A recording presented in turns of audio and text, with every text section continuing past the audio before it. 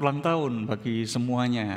Ya, selamat ulang tahun GKA Elion Satelit yang sering kita singkat dengan Elsat. Ya, kita bersyukur atas anugerah Tuhan selama 25 tahun ini. Dan kita berkali-kali mengungkapkan bahwa ini karena Tuhan yang bekerja di tengah-tengah diri kita. Ini karena kemenangan anugerah Tuhan. Dan kita memiliki satu PR lebih lanjut tadi seperti di dalam box ya. Jadi box 25 tahun yang lalu itu sudah dibuka dan kemudian sekarang kita harus berhadapan dengan box di masa yang akan datang. Kita akan mengisinya dengan apa? Dan karena itu pada pagi hari ini kita akan membahas tema yakni Quo Vadis Elsat. Quo Vadis itu artinya kita mau kemana? Elsat ini mau kemana? Terkait dengan tema ini saya mengajak kita untuk membaca satu bagian dari kitab suci yang terambil dari Yohanes yang ke-13 ayat 12 hingga ayat ke-17 dan juga kita sambung dengan ayat 34 hingga 38. Dan sebelum kita membaca bagian dari kitab suci ini, saya mengajak kita untuk sekali lagi menekuk hati kita, ya, sekalipun kita tidak bisa menekuk lutut kita karena posisi kursi seperti ini, tetapi kita menekuk hati kita, kita bertelut, kita memohonkan sekali lagi anugerah Tuhan itu berbicara kepada kita melalui firman-Nya. Mari kita berdoa. Kami mengucap syukur atas karya-Mu selama 25 tahun di dalam gereja ini. Dan kami masih melihat Dikau terus berkarya. Kami masih merasakan kehadiran-Mu yang terus memberkati gereja ini. Dan dengan gentar kami datang di hadapan-Mu. Dengan gentar kami datang di hadapan-Mu karena kami menyadari bahwa ada sesuatu yang Tuhan sedang percayakan kepada kami. Berikan kepada kami satu kepekaan untuk menangkap rencana-Mu. Berikan kami satu kepekaan untuk menangkap arah ke depan sesuai dengan pimpinan-Mu. Dan saat ini kami rindu Dikau berbicara kepada kami. Kami rindu Dikau menuntun kami melalui kebenaran firman-Mu. Dan biarlah firman-Mu boleh menjadi pelita bagi kaki kami dan terang bagi jalan kami. Dan kami menyerahkan diri kami sekali lagi di dalam tangan kasih karunia-Mu yang tidak pernah berhenti bagi kami. Dan karena itu Tuhan berbicaralah melalui firman-Mu dan siapkanlah hati kami untuk mendengarkan firman-Mu. Berikan hati yang teduh di dalam diri kami sehingga hati kami siap untuk menyimpan firman. Dan biarlah firman-Mu itu boleh menjadi nyata di dalam kehidupan kami. Inilah doa kami, inilah permohonan kami yang kami panjatkan dengan iman di dalam nama Tuhan Yesus Kristus. Amin. Saya akan membacakan bagi Bapak Ibu Saudara sekalian Yohanes 13 ayat 12 hingga 17 dan juga 34 hingga 38 yang berbunyi demikian. Sesudah ia membasuh kaki mereka, ia mengenakan pakaiannya dan kembali ke tempatnya.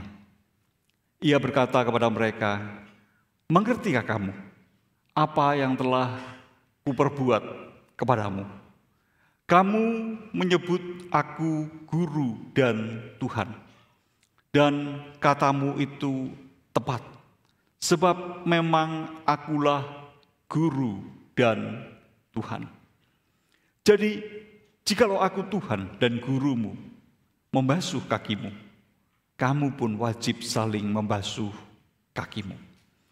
Sebab aku telah memberikan suatu teladan kepada kamu, supaya kamu juga berbuat sama seperti yang telah kuperbuat bagimu.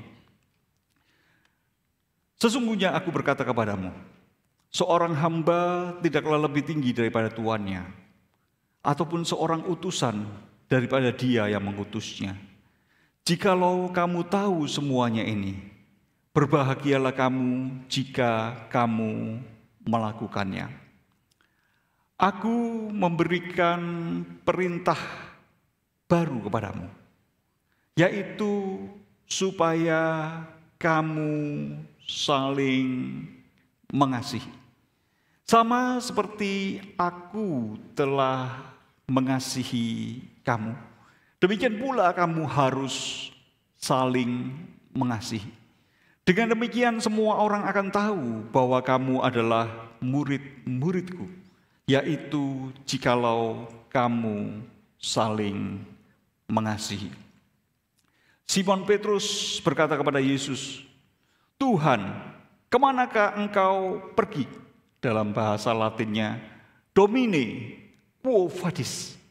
Jawab Yesus, ke tempat aku pergi engkau tidak dapat mengikuti aku sekarang, tetapi kelak engkau akan mengikuti aku.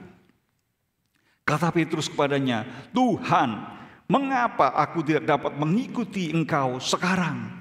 Aku akan memberikan nyawaku bagimu. Jawab Yesus, nyawamu akan kau berikan bagiku? Sesungguhnya aku berkata kepadamu, sebelum ayam berkokok, engkau telah menyangkal aku 3 kali. Bapak, Ibu, saudara-saudari sekalian, di dalam HUT ke-25 Elsat ini, ya, kita bersyukur atas anugerah Tuhan dan kita berkumpul saat ini merayakan anugerah Tuhan, begitu ya. Dan kita sedang merencanakan lalu ke depan itu apa, sebagaimana kita lihat di dalam bagian akhir video tadi ya, klip video. What next gitu, what next. Jadi ketika kita berpikir tentang what next, kita perlu berpikir terlebih dahulu, begitu ya, mengumpulkan terlebih dahulu apakah kondisi kita sekarang ini dan bagaimana kita sekarang ini. Dan waktu kita berbicara tentang kondisi kita sekarang ini, saya mengajak kita untuk memikirkan satu hal ini. Apakah kita itu yakin? Kita itu berkumpul sebagai satu gereja. Apakah kita itu mengerti bahwa untuk apa sih semuanya ini? Untuk apa kita berkumpul? Begitu kan ya? Apa sih tujuan kita itu berkumpul? Ngapain kita itu kumpul-kumpul? Lalu setelah kita kumpul-kumpul itu kita mau apa? Begitu. Apakah kita itu yakin mengerti? Ya, kalau kita itu berkata, kita akan menuju ke mana? Terlebih dahulu kita akan perlu tahu ya, kita perlu tahu kita sekarang sebetulnya ada di mana gitu. Dan ada di mana kemudian kita tahu kita mau kemana gitu. Pertanyaannya, apakah yakin kita sekarang itu tahu kita ada di mana? Apakah kita yakin kita itu tahu kita mau ke mana? Ada yang tahu? Kita sekarang ada di mana? Di Satelit Raya Indah Blok AT1, betul kalau tempat ya, kalau tempatnya betul, kita di Raya Satelit Indah AT1. Tetapi secara spiritual, secara komunitas, kita itu sekarang ada di dalam kondisi yang seperti apa, dan kita itu di mana sih posisinya, begitu ya. Dan kemudian kita mau ke mana ya? Ada yang tahu persis gitu, kita ini GKA Elion Satelit Elsat ini mau ke mana, begitu kan ya. Dan ketika kita mencoba untuk merumuskan tujuan kita, visi misi kita, begitu ya, apakah itu hanya satu slogan yang hampa ataukah memang betul kita itu mengerti, begitu ya? Apakah kita itu betul yakin dengan semuanya itu? Lebih lanjut Bapak Ibu Saudara sekalian, ketika kita berbicara tentang visi misi, begitu ya, kita menyelenggarakan raker, kita membuat program kerja, apakah kita itu yakin ya? Bahwa kita itu tadi tahu kita di mana, kita tahu mau kemana, dan kita mungkin juga bertanya-tanya, gereja memang bisa apa lagi ya gitu. Emang gereja bukannya ya sudah begini aja, kita kumpul-kumpul memuji Tuhan, mendengarkan firman Tuhan, ya sudah, dan kita nggak tahu lebih lanjutnya itu apa. Dan ketika kita nggak tahu kita lebih lanjutnya itu seperti apa, kadang-kadang kita itu kemudian ikut-ikutan ya. Jadi waktu kita membuat semuanya ini, apakah kita yakin kita tidak sedang ikut-ikutan? Dan apakah kita yakin bahwa kita itu sebetulnya tidak salah ngikut, kita itu ngikut siapa gitu ya? Dalam bahasa Jawa itu ada idiom yang baik tentang ikut-ikutan, itu apa? Bebek ya, ikut seperti bebek, ikut seperti bebek. Ikut seperti bebek itu maksudnya seperti apa?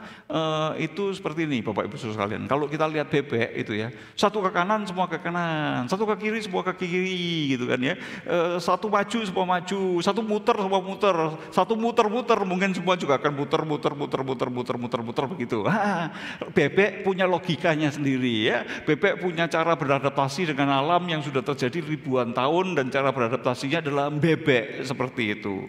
Dan ketika kita sebagai satu gereja dan kemudian kita mau menyusun segala sesuatunya, apakah kita yakin bahwa kita itu tidak sedang ikut bebek, kan gitu ya? Kita ikut dengan logika bebek. Kalau yang lain melakukan ini, kita ikut ini, gitu ya. Kalau bebek itu artinya begini. Salah seorang tokoh yang kita kagumi itu berkata bahwa hijau itu warna terbaik di dunia ini, begitu ya. Dan kemudian ketika ditanya, kenapa kok hijau itu warna terbaik di dunia ini? Karena hijau itu bukan merah. Lalu kita semua akan ikut, begitu berkat kita semua jadi favorit, baju kita semua hijau, celana kita hijau, sepatu kita hijau, rambut kita cat hijau, kursi gereja kita cat hijau. Kenapa? Karena gereja is the best color in the world, gitu. Kenapa kok hijau itu the best color in the world? Karena hijau itu bukan merah, gitu ya. Ini kita sedang bebek, ya. Apa yakin kita itu sebetulnya tumbuh sehat? Tumbuhnya itu sehat, tumbuhnya itu benar sesuai yang dikehendaki Kristus. Apakah kita itu yakin bahwa kita memiliki panggilan, mengenali panggilan Tuhan untuk Elsat itu apa, begitu ya? Kenapa Elsat itu ada di posisi yang seperti ini? Kenapa Elsat di dalam sejarah perjalanannya 25 tahun ini menjadi seperti ini? Apakah kita itu tahu kehendak Tuhan? Elsat itu ditanam di tengah konteks sosial seperti apa, di tengah pergumulan Indonesia yang seperti apa, di babakan sejarah yang seperti apa? Apakah kita itu yakin kita itu mengenal panggilan Tuhan itu? Dan ketika kita berbicara what next, kita juga berbicara tentang ke depan, generasi kita itu akan glidingnya itu kemana. Jadi apa yang kita lakukan sekarang itu akan berdampak kepada generasi-generasi kita selanjutnya. Sama seperti apa yang dilakukan oleh para pendahulu kita selama 25 tahun yang lalu, begitu ya. Itu segala dampak positifnya juga dampak negatifnya. Itulah yang sebetulnya sekarang itu kita nikmati, kita rasakan, kita gumulkan bersama-sama. Dan untuk kedepannya, tongkat estafet itu sekarang ada di dalam tangan kita. Apa dampak positif dan dampak negatif yang kita wariskan kepada generasi kita selanjutnya? Apakah kita itu yakin kita mengetahui tentangnya?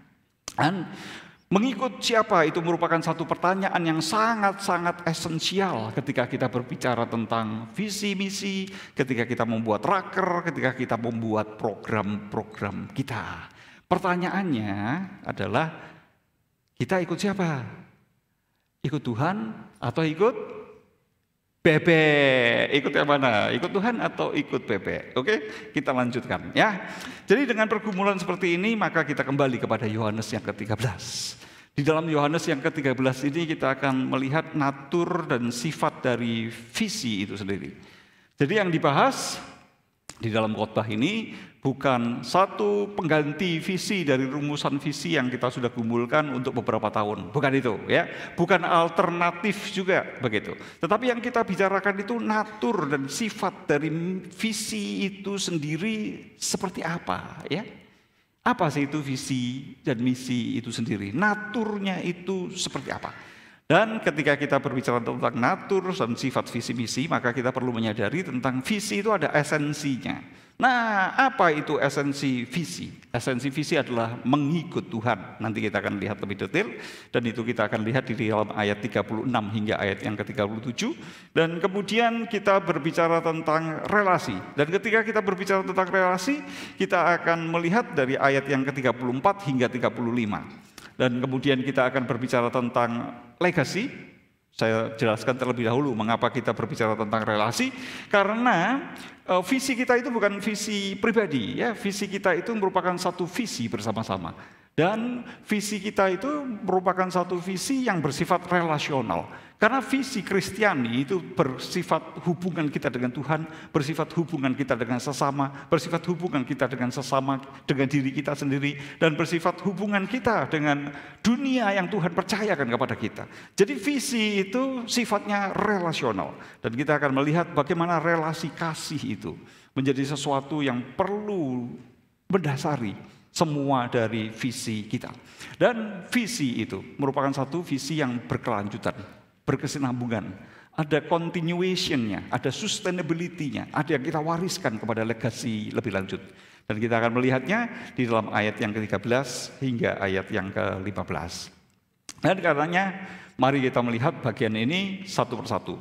Pertama kita akan melihat visi dan kita akan melihat esensinya terlebih dahulu sebagai mengikut Tuhan.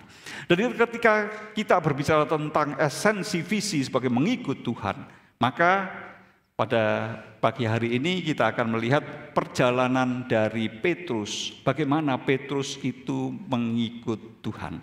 Ternyata perjalanan Petrus mengikut Tuhan itu bukan dari awal sampai akhir jelas bagi Petrus. Tapi perjalanan Petrus mengikut Tuhan itu merupakan satu proses yang terus terjadi. Dan Petrus itu baru betul-betul matang mengikut Tuhan bukan di awal, tetapi justru di bagian akhir dari hidupnya. Dan itu yang akan kita lihat dari pelajaran kita pada hari ini.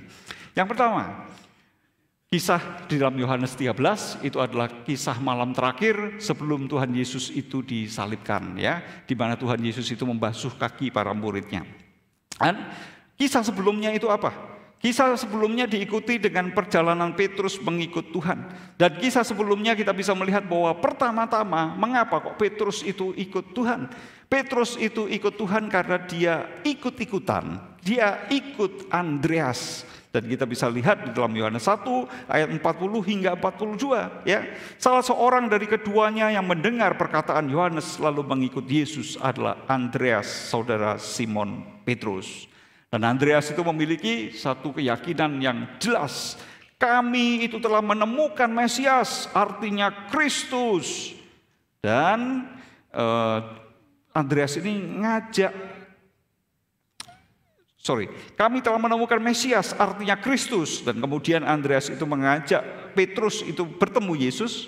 Dan Yesus itu berkata, engkau Simon anak Yohanes, engkau akan dinamakan Kefas. Tetapi di situ kita belum menemukan di dalam Injil Yohanes bahwa dijelaskan secara clear bahwa Petrus itu mengikut Yesus. Yang dijelaskan secara clear bahwa Petrus itu mengikut Yesus adalah Andreas. Lebih lanjut Bapak Ibu sekalian, di malam itu ketika Yesus itu membasuh kaki para murid-muridnya, kita bisa melihat bahwa di malam itu Petrus, ya, sekalipun dia sudah mulai mengikut Yesus, tetapi dia tidak betul-betul mengerti apa itu sebetulnya mengikut Yesus. Dan di malam itu Petrus itu terjebak dengan satu ketidakmengertian yang mengakibatkan adanya satu kekeliruan dosa yang saya namakan sebagai polite pride, satu kesombongan yang sopan, ya.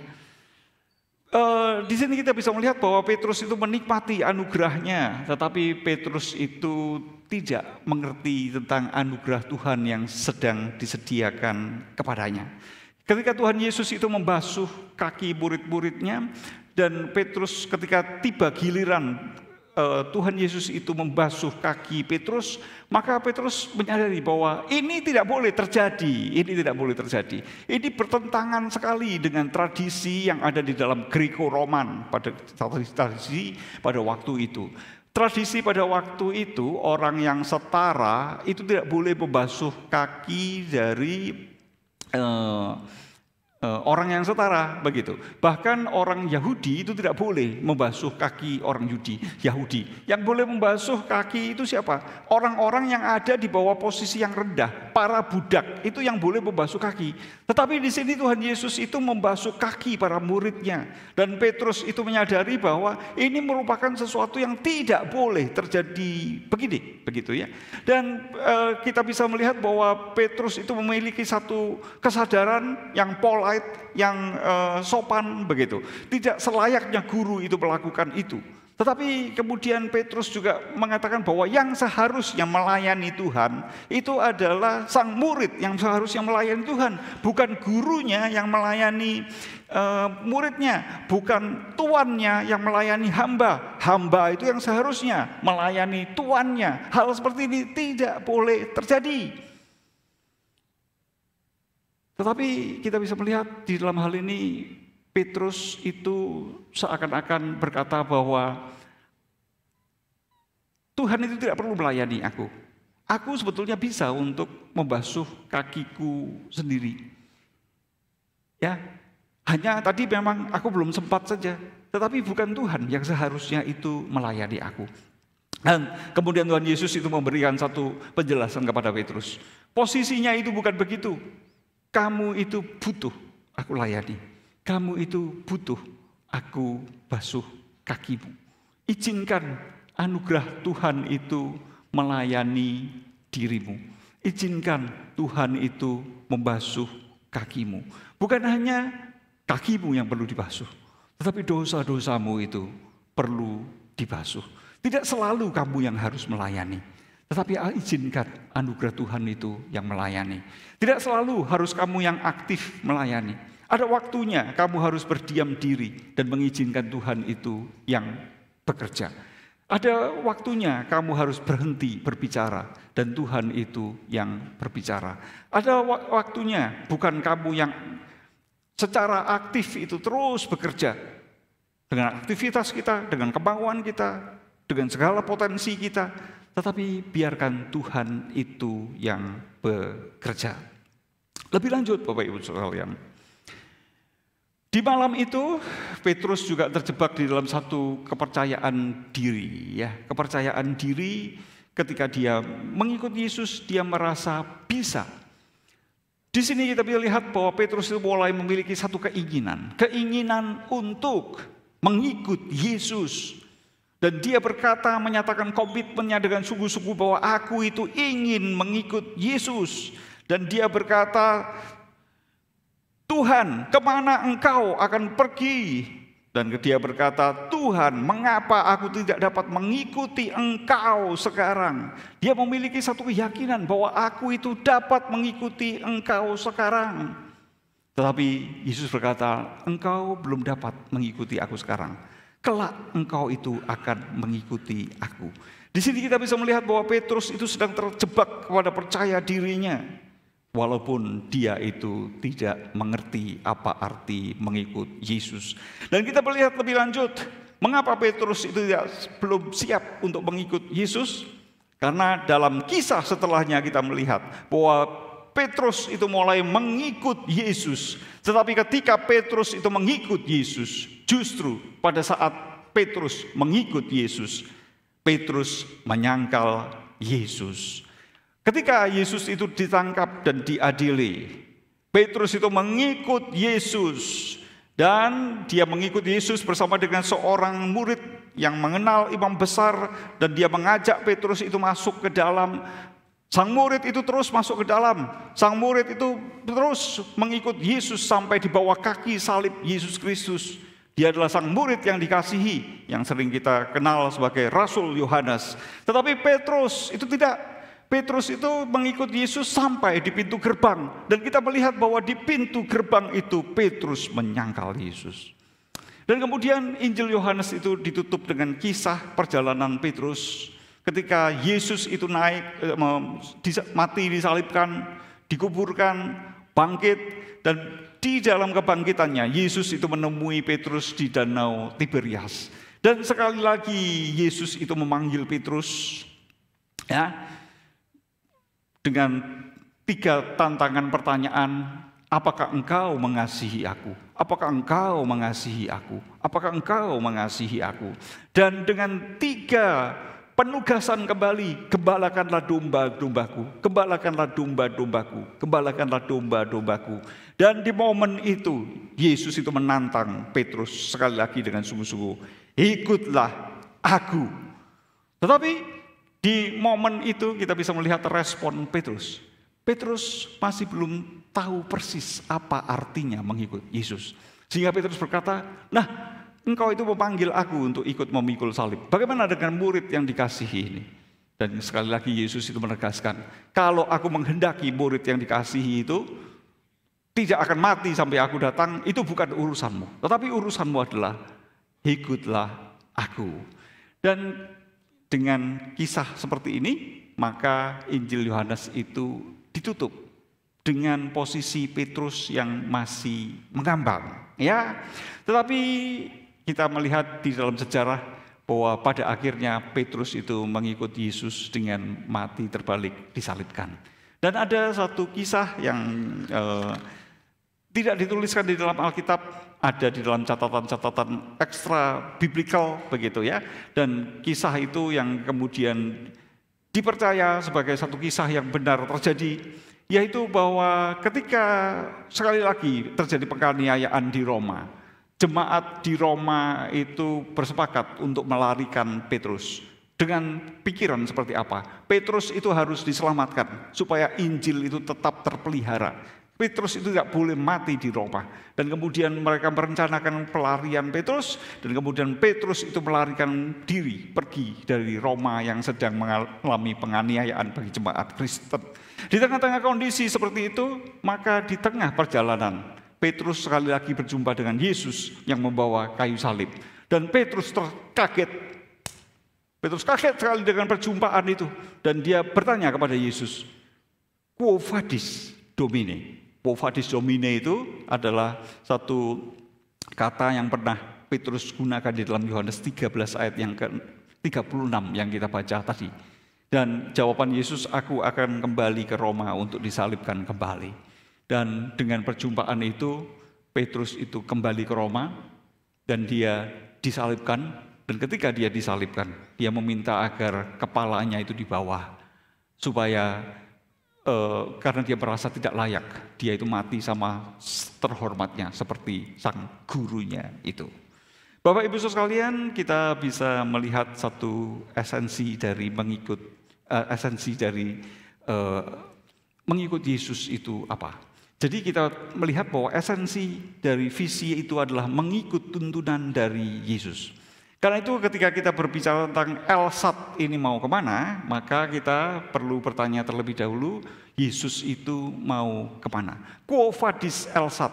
Sebelum kita berbicara tentang quo vadis Elsat, kita perlu berbicara terlebih dahulu tentang quo vadis Domine.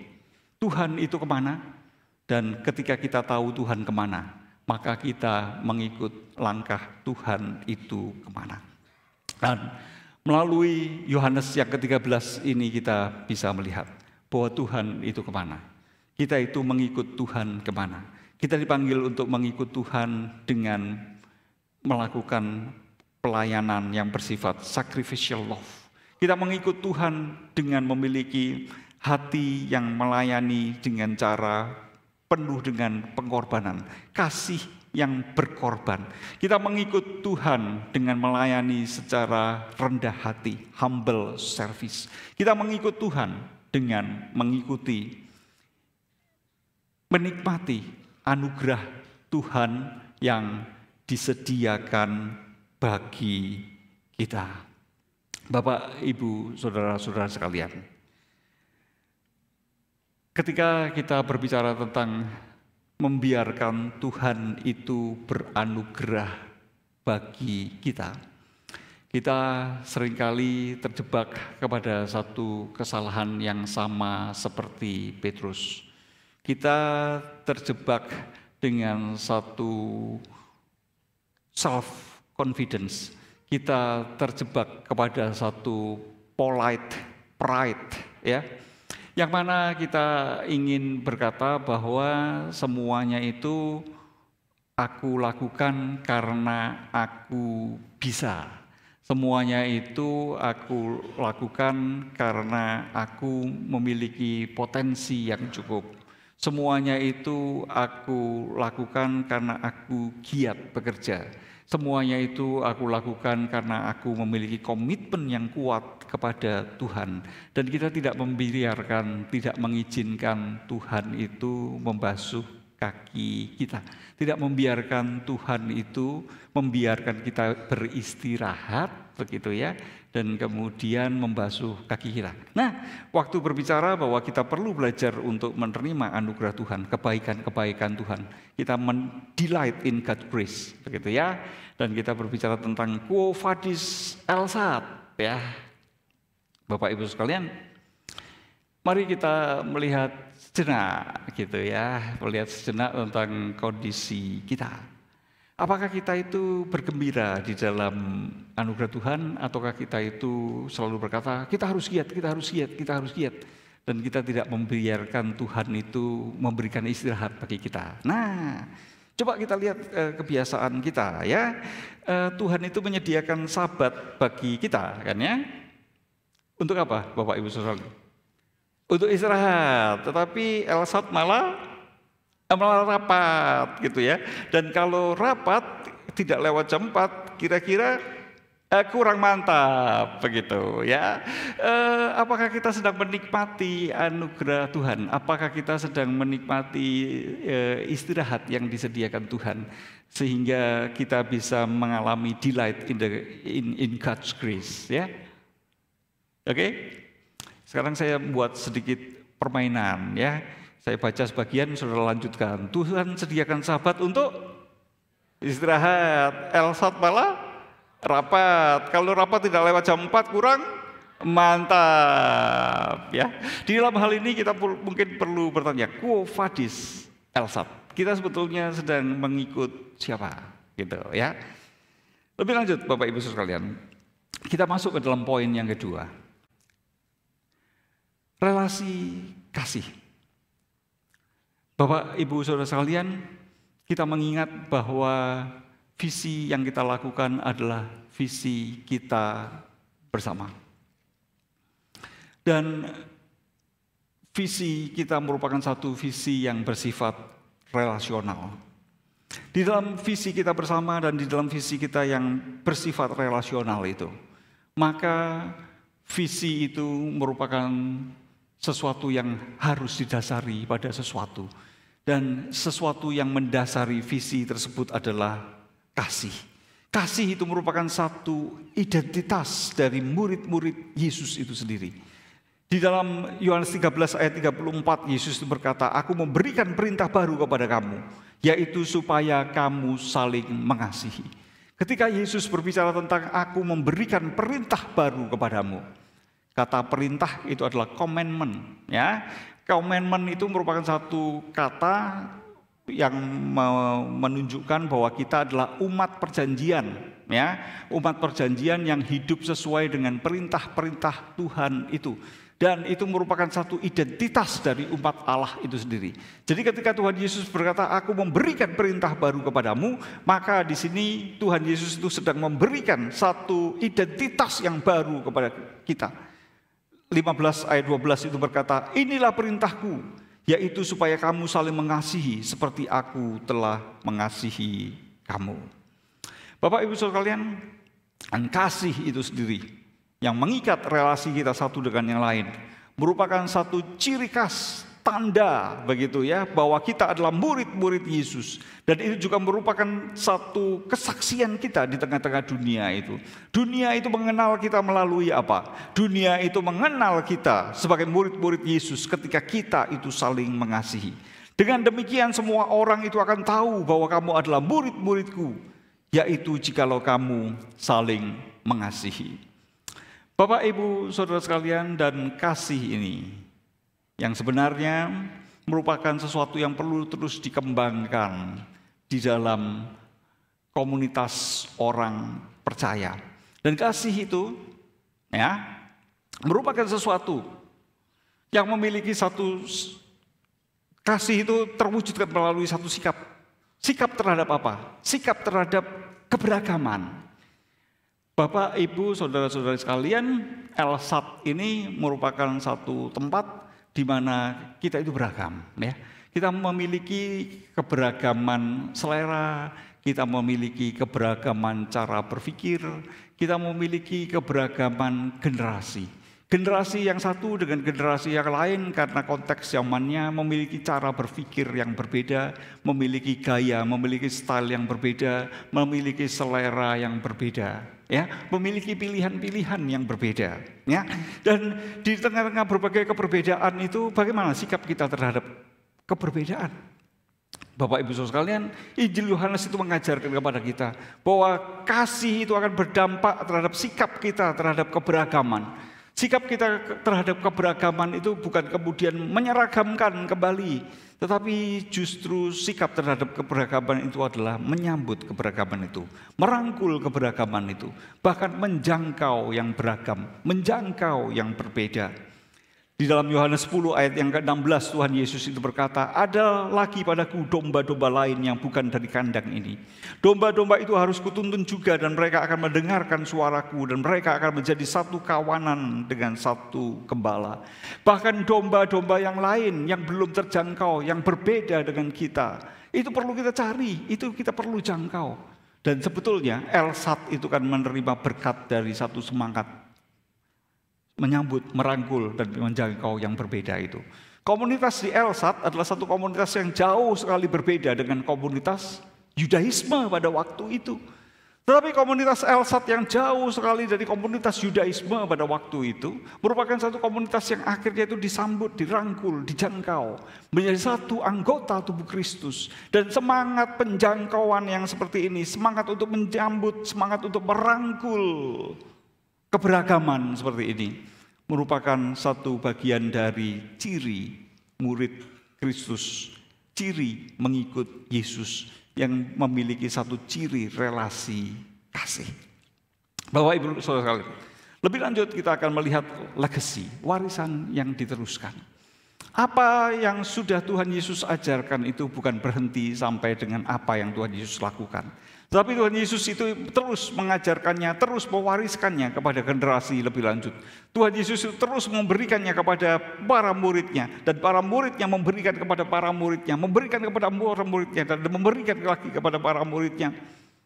Di dalam Yohanes 13 ayat 15 itu dikatakan, sebab aku telah memberikan suatu teladan kepada kamu, supaya kamu juga berbuat sama seperti yang telah kuperbuat kepadamu. Bapak, Ibu, Saudara sekalian, kita perlu menyadari hal ini.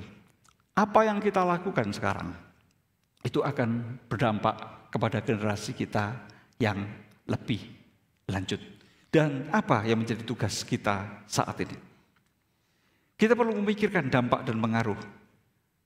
Kita ada seperti sekarang ini karena ada pengaruh-pengaruh yang positif dari para pendahulu kita. Dan pengaruh-pengaruh yang positif dari para pendahulu kita itu perlu dipertahankan, perlu dilanjutkan, perlu dilipat gandakan, dan perlu dilestarikan. Tetapi pergumulan-pergumulan dan berbagai kesulitan yang kita hadapi sekarang ini juga merupakan satu dampak yang juga pernah terjadi di dalam para pendahulu kita. Dan pengaruh yang negatif itu perlu ditinggalkan, perlu dihentikan, perlu terus dikurangi, perlu terus dipadamkan. Dan ketika kita menjalani pelayanan kita ke depan, kita juga perlu mempertimbangkan hal ini. Dampak dan pengaruh yang positif itu perlu terus kita pertahankan, perlu terus kita lanjutkan, perlu terus kita lipat gandakan. Sedangkan dampak-dampak negatif dari apa yang kita lakukan saat ini perlu terus kita tinggalkan, perlu terus kita hentikan, perlu terus kita kurangi, dan perlu terus kita padamkan. Jadi apa pesan bagi kita pada hari ini? Ketika kita berbicara tentang visi itu sebagai tekad mengikut Yesus, maka kita perlu mengingat bahwa kita itu dipanggil untuk mengikut Yesus di dalam menghidupi sacrificial love, memiliki kasih yang berkorban. Kita dipanggil untuk mengikut Yesus yang melayani dengan kerendah hatian, humble service. Dan kita dipanggil untuk mengikuti Yesus yang menyediakan anugerahnya yang begitu besar dan memanggil kita untuk bersuka di dalam anugerahnya. Dan biarlah tekad kita untuk mengikuti Yesus yang bersifat sacrificial love, humble service, dan delight in God's grace. Itu menuntun kita ketika kita berbicara tentang apa itu visi Elsat. Apa itu relasi yang seperti apa yang akan kita bentuk dalam Elsat. Dan apa legacy yang akan kita berikan melalui pelayanan Elsat ini. Bapak, Ibu, Saudara sekalian, sebagai aplikasinya. Sebagai aplikasinya kita perlu berhati-hati dengan sikap kita, yakni sikap aku bisa. Kita perlu berhati-hati dengan satu dosa. Dosa yang saya sebut sebagai polite pride, kesombongan yang sopan, yang pernah ada di dalam diri Petrus. Dan Bapak Ibu Saudara sekalian, ketika melayani di Elion Satelit ini, saya memiliki beberapa ketakutan, ya. Dan salah satu ketakutan saya yang terbesar, ya. Ketakutan saya yang terbesar adalah diri saya sendiri. Mengapa saya takut dengan diri saya sendiri? Karena saya memiliki satu dosa yang satu ini, Bapak Ibu Saudara sekalian. Polite pride. Kalau Bapak Ibu Saudara sekalian melihat diri saya, mungkin Bapak Ibu Saudara sekalian melihat saya sebagai seorang yang rendah hati, gitu kan ya. Yang polite, yang sopan. Tetapi sebetulnya saya memiliki self-confidence, keyakinan diri yang arogannya luar biasa, Bapak Ibu Saudara sekalian. Ya. Saya menyadari bahwa saya punya potensi gitu. Jadi ketika dihadapkan dengan kondisi LSAT begitu ya, dengan tuntutan-tuntutan di LSAT yang katanya tinggi begitu, buat saya itu hal kecil gitu. Sebenarnya hal kecil ini tuntutan LSAT gitu, sombong kan ya? Hal kecil. Mengapa? Karena saya pernah mengalami tuntutan-tuntutan yang lebih besar daripada itu dan saya survive dan saya berhasil dan saya membangun pelayanan itu dengan baik. Saya memiliki self-confidence yang demikian tinggi. Saya melihat bahwa di dalam sejarah perjalanan pelayanan saya memiliki kematangan yang cukup baik. Baik kematangan secara mental, baik kematangan secara rohani, baik kematangan secara intelektual. Saya memiliki potensi yang cukup baik. Dan saya cukup memiliki satu keyakinan akan hal itu. Saya memiliki satu confidence tentang hal itu. Ya. Dan juga ketika saya berjumpa dengan jemaat LSAT ini, saya melihat potensi yang besar, Bapak Ibu Saudara sekalian. Saya melihat semangat yang besar. Saya melihat anugerah Tuhan yang besar, ya. Dan yang saya takutkan itu, Bapak Ibu Saudara sekalian, kalau polite pride saya, self confidence saya itu bukan berbenturan dengan LSAT. Tapi gayung bersambut, Bapak Ibu Saudara sekalian. Kalau itu berbenturan, kita itu bisa checks and balance. Tetapi kalau gayung bersambut, kita itu akan terjerumus bersama-sama. Kita akan terjerumus bersama-sama dengan Petrus yang memiliki satu keyakinan bahwa aku bisa. Kita perlu berhati-hati dengan dosa keyakinan bahwa aku bisa. Seperti Petrus berkata, engkau Tuhan tidak akan membasuh kakiku selama-lamanya. Padahal Petrus tidak menyadari bahwa dirinya perlu dibasuh oleh Tuhan. Sama seperti Petrus yang berkata, Tuhan, mengapa aku tidak dapat mengikuti engkau sekarang? Aku itu berani, aku itu akan memberikan nyawaku bagimu. Tetapi pada akhirnya kita itu gagal. Yang saya takutkan ketika dosa saya itu gayung bersambut dengan semangat yang ada di LSAT. Itu yang saya takutkan. Mengapa? Karena kita nanti bersama-sama mendirikan Menara Babel untuk kemuliaan LSAT. Padahal kita sudah mendahului dengan satu kesadaran bahwa LSAT ini ada karena anugerahnya.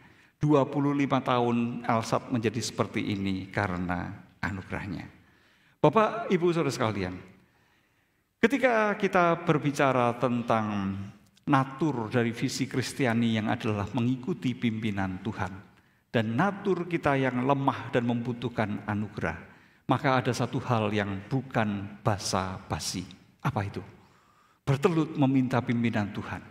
Dan doa itu bukan basa-basi. Doa Rabu yang kita lakukan bukan berisi list-list yang kemudian kita itu kadang peduli ataupun kadang kita tidak peduli. Kadang-kadang kita menyebutkannya hanya sebagai membaca list-list itu saja. Tetapi marilah kita melakukannya dengan satu kesadaran bahwa kita tidak dapat berbuat apa-apa tanpa pertolongan Tuhan, tanpa anugerah Tuhan. Dan ini haruslah menjadi pokok doa kita. Pokok doa kita untuk benar-benar menjadikan doa-doa kita itu bukan basa-basi. Karena di luar Kristus kita tidak bisa berbuat apa-apa. Aplikasi yang ketiga, Bapak Ibu Saudara sekalian, izinkan Tuhan pada pagi hari ini. Jikalau pada malam itu Tuhan itu membasuh kaki Petrus, pada pagi hari ini maka izinkan Tuhan itu sekali lagi membasuh kaki kita. Dan izinkan Tuhan itu menggendong kita. Kita menyadari bahwa bukan karena aku, tetapi karena Tuhan. Kita menyadari bahwa bukan karena maunya aku, bukan juga karena aku itu ikut-ikutan yang lain. Bukan karena aku itu mengikuti kemauanku, bukan aku itu mengikuti ideologiku, bukan aku mengikuti self-confidence-ku, bukan aku mengikuti polite pride-ku. Tetapi biarlah kita itu mengikuti Tuhan. Dan biarlah Tuhan itu membasuh kita. Marilah kita bersukacita di dalam anugerah yang disediakan baginya. Marilah kita memberikan waktu untuk istirahat bagi diri kita. Jikalau kita tidak memberikan waktu istirahat untuk diri kita dan membiarkan Tuhan yang bekerja, maka kita nanti akan terjebak dengan berbagai konflik, kita akan terjebak dengan berbagai kefrustasian, kita terjebak dengan berbagai pikiran yang berbeda, ideologi yang berbeda, dan kita tidak diikat oleh kasih yang mempersatukan kita, tetapi kita itu terpecah-pecah satu dengan yang lainnya. Dan marilah kita membiarkan Tuhan itu membasuh ego kita, membasuh kesombongan kita, membasuh polite pride kita, dan membiarkan kita itu digendong oleh Tuhan. Biarlah Tuhan yang sudah menggendong Elsa 25 tahun ini, sekali lagi menggendong diri kita. Bukan aku yang melangkah, bukan aku yang berusaha keras, tetapi biarlah Tuhan yang bekerja dan menggendong kita. Bukan aku yang menentukan arah, tetapi biarlah Tuhan menggendong kita sesuai dengan arah yang dikehendakinya. Karena sampai pada masa tuamu, Tuhan itu berkata, aku tetap dia, dan sampai masa putih rambutmu, aku itu menggendong kamu. Aku telah melakukannya, dan aku mau menanggung kamu terus. Aku mau memikul kamu dan menyelamatkan kamu. Biarlah Tuhan membasuh kita dan menggendong kita. What next? Kita tunggu gendongan Tuhan bagi Elsa. Amin. Mari kita berdoa. Kami datang di hadapan-Mu pada pagi hari ini dan kami mengucap syukur untuk sentuhan-sentuhan kasih karunia-Mu bagi kami. Dan biarlah kami sungguh bertelut di hadapan-Mu.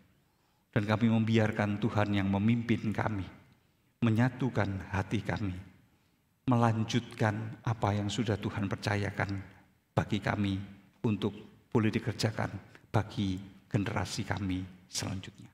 Inilah doa kami, inilah permohonan kami yang kami panjatkan dengan iman di dalam nama Tuhan Yesus Kristus. Amin.